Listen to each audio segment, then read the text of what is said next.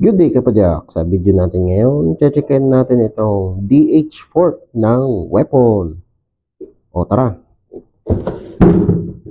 Kung bago ka lang sa channel ko, huwag kalimutan mag-subscribe at i-click yung bell icon para notified ka sa mga future videos ko. Siyempre, leave a like na rin. Merry Christmas! So ito guys, nabili ko to kay Boss Lindel. So ito yung Facebook niya. Checkin nyo na lang. Okay, so ito yung Facebook Marketplace ni Sir Lindel. Trusted seller to si Sir. Yan si Boss, nagbibigay ng discount yan. Basta maayos kang kausap. So kung gusto nyong tumingin-tingin sa marketplace niya, yan, i-search nyo lang dun sa Facebook Marketplace. Ayan yung pangalan niya. Trusted seller ng mga piyesa ng bisikleta. Okay. Ginawa ko tong fork na to dahil wala akong nakikitang maayos na review nito dito sa YouTube. So ito yung box niya. Ayan lang, weapon, air suspension ang nakalagay. Saka yung logo ng weapon, yung Trident. Siyempre, hindi mawawala sa box nila. Ayan, yung made for war. So ito yung iba't ibang klase ng model. Ito yung nakuha ko, Rampage. Yung animal, ito naman yung itsura niya. Yung hammer, ganito naman siya. Okay, so buksan na natin. Yun o. Itong box, di ko na kailangan to. Yep! Kaya siya tinawag na dual crown dahil dalawa yung crown niya. 1, 2. Ito yung sa ibaba ng headset. Ito naman yung sa ibabaw ng headset, ng head tube. Anong materials yung ginamit sa kanya? So, meron tayong magnet. Ito yung crown, magnet.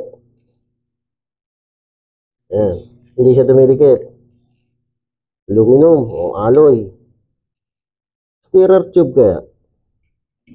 Alloy din. Dito, alloy din. Ayan. Ayan. Lahat yan, alloy guys. Dito sa kabitan ng caliper, isa siyang post mount.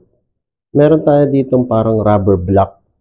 So itong bloke na yan, yan yung tatama dun sa head tube para hindi magasgasan yung stanchion saka yung head tube mo. Ayan yung tatama instead na ito. Dito sa taas, nandito yung lagayan ng hangin. So yung pito nito kaparehas ng Schrader. Hindi mo pwede gamitan ng pump na para sa gulong. Meron talagang pump na para sa air fork, yung mga shock pump. Iba kasi yung pressure nun, saka iba din yung delivery ng hangin nun. Dito sa kabila, meron siyang compression knob.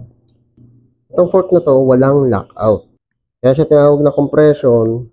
Yan yung pang-adjust ng compression ng stanchion mo. Kung gaano siya kabilis mag-compress, kung gaano siya kabagal mag-compress.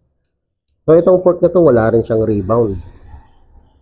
Okay, so subukan natin yung max setting.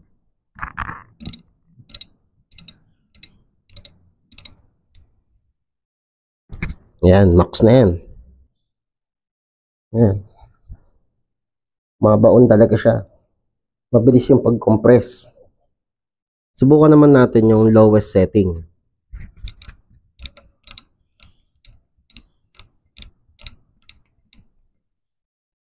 So, ganito naman siya. Yan, mabagal yung pagbalik niya.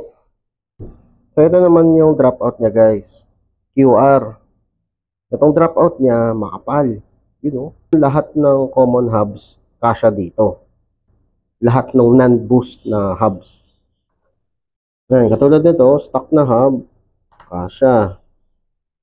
So, sabi sa weapon, 200mm daw yung travel nito. Pero sa palagay ko, hindi ito full travel na 200mm. Siguro sabihin na lang natin nasa 160 o 150 o pwede rin 140 yung travel niya. Pero hindi siya 200mm na full travel yung nagbo-bottom out. Okay, so checkin natin yung taba ng stanchion. 32 mm ang taba nitong stanchion niya. So yung lower leg, hindi siya totally bilog. Yan, parang elliptical siya ng konti. Dito medyo matulis. Dito naman, bilog. Okay, ang size ng fork na to ay 29er. Yan, so meron tayo ditong wheel set na 29. Ayan, kasya siya.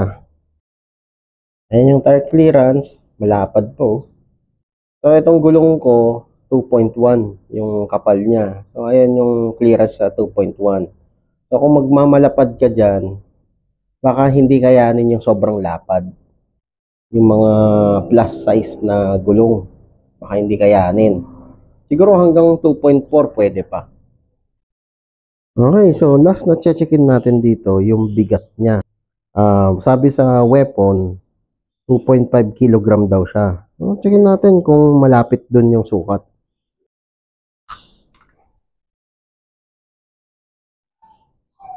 Yan siya guys. So dito sa timbangan ko, 2.4. Round off na natin. 2.5 nga siya. So final thoughts. Final verdict. Recommended ko ba? Masasabi ko lang dyan ay hindi. Hindi ko siya mare-recommend na pang aggressive riding. Sa palagay ko naman, magagamit mo naman to sa light trail. Una sa lahat, wala siyang rebound adjuster. Mga ngapa ka pa. Tapos yung stanchion niya, ang nipis. Para ka lang din bumili ng normal na airport. Yung mga budget meal. Mga 32. Tapos, yung lower leg niya, nagfe-flex ng konti. Kung gusto mo ng pamorma, aesthetic lang. Yan. Pwede. Okay, so yun lang guys ang masasabi ko dito sa Weapon Rampage. Basta, warningan ko lang kayo. Kung ang riding discipline mo, hardcore trails, hardcore downhill, yung talagang aggressive, hindi ko to recommended. Huwag mong tipirin yung tinidor mo kung ganyan yung riding discipline mo. So kung nagustuhan mo tong video na to, leave a like. Kung nakasubok ka na rin ng Weapon Rampage na dual crown, comment down below kung ano nangyari. Kung buhay pa ba o sira na. O kwento mo naman kung ano naging issue sa unit mo. Okay, so yun lang. Ayos! Whee! O kapadyak, kung na-enjoy mo tong video na to, leave a like at i-share mo na rin sa mga tropa pips mo. Makakatulong ito sa channel. Kung gusto mo pang manood ng mga video, hindi tayo nauubusan. Meron tayong katulad nito, saka ito. Oh, nood na! Maraming salamat! See you next time! Merry Christmas!